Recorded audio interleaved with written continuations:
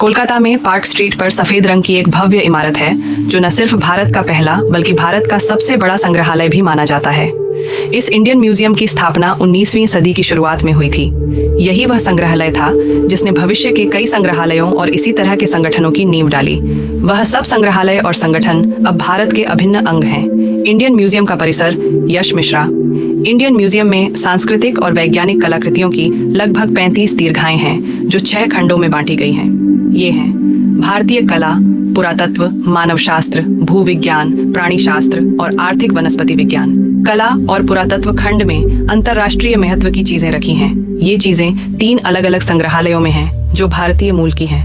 इनमें से ज्यादातर प्राकृतिक और मिस्र के इतिहास की तुलना में प्राचीन और भारतीय मध्यकालीन इतिहास से संबंधित हैं। संग्रहालय की अवधारणा। संग्रहालय दुनिया के हर देश के अभिन्न अंग होते हैं।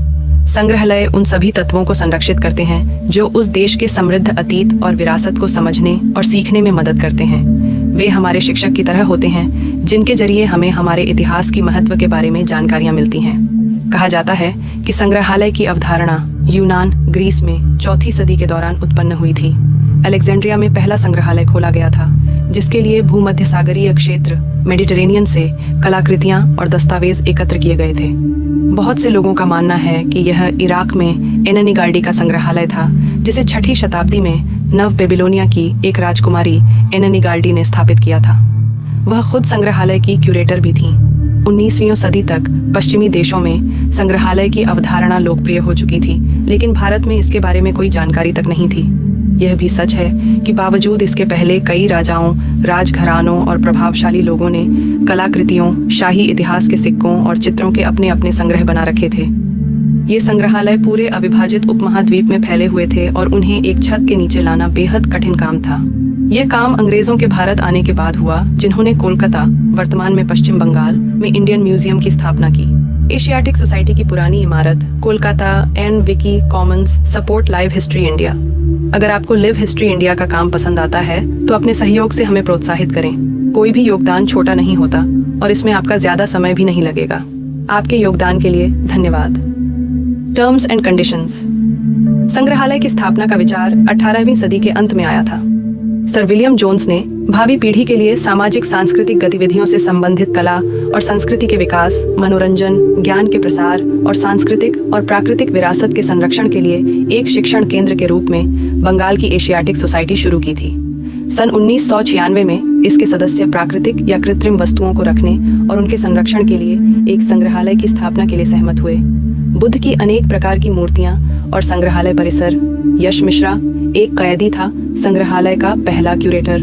संग्रहालय की अवधारणा जब शक्ल ले रही थी तब इसे किसी अंग्रेज से नहीं बल्कि एक ऐसे व्यक्ति से बल मिला जो कभी अंग्रेजों का कैदी हुआ करता था। ये डेनमार्क के एक वनस्पति शास्त्री डॉ नथानियल वालिज थे, जिन्हें नेपोलियन युद्धों 1203 से 1215 के दौरान हुगली में डेनिश बस्ती से रामपुर पर कब्जे के बाद गिरफ्तार किया गया था। यह उनकी वैज्ञानिक उपलब्धियां थीं जिनकी वजह से अंग्रेजों को न सिर्फ उन्हें रिहा करने बल्कि एक संग्रहालय की आवश्यकता को पूरा करने के लिए प्रेरित भी किया, ताकि वह संग्रहालय के क्यूरेटर के रूप में काम कर सकें और अपने स्वयं के मूल्यवान संग्रह की नकल भी उपलब्ध करा सकें। ये संग्रहालय तब एशियाटिक सोसाइटी के ओरिएंटल संग्रहालय के रूप में जाना जाता था। संग्रहालय का परिसर सन 1808 में पार्क स्ट्रीट के एक कोने पर तैयार होने लगा था। 2 फरवरी सन 1814 को संग्रहालय की स्थापना हुई और वालिज इसके क्यूरेटर बनाए गए। ओरिएंटल से शाही संग्रहालय तक संग्रहालय का विस्तार होना शुरू हो गया था। कई भारतीय और यूरोपीय संग्रहकर्ताओं ने भारतीय उपमहाद्वीप के विभिन्न हिस्सों में होने वाली खोजों के साथ साथ अपने अपने संग्रह से कलाकृतियां और वस्तुएं आदि भेजनी शुरू कर दी थीं।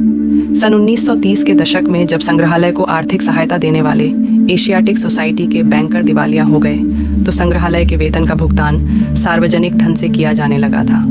तब प्रसिद्ध विद्वान और प्राच्यविद जेम्स प्रिंसेप ने एक ऐसा संग्रहालय बनाने का प्रस्ताव रखा जिसका नियंत्रण राज्य के पास हो। भगवान बुद्ध के जीवन के अंश को प्रदर्शित करती एक कलाकृति। Indian Museum, Kolkata. Wiki Commons. सन 144 में आर्थिक भूविज्ञान संग्रहालय की स्थापना के साथ पहल शुरू हुई और सन 156 में इसे भारतीय भूवैज्ञानिक सर्वेक्षण से संबंधित एक हेस्टिंग्स स्ट्रीट पर स्थानांतरित कर दिया गया। लेकिन जैसे ही एक राज्य संग्रहालय बनाने के लिए दोबारा बातचीत शुरू हुई, सन 1957 का विद्रोह हो गया और अगले साल ही ब्रिटिश ईस्ट इंडिया कंपनी से सत्ता ब्रिटिश सरकार के हाथों आ गई।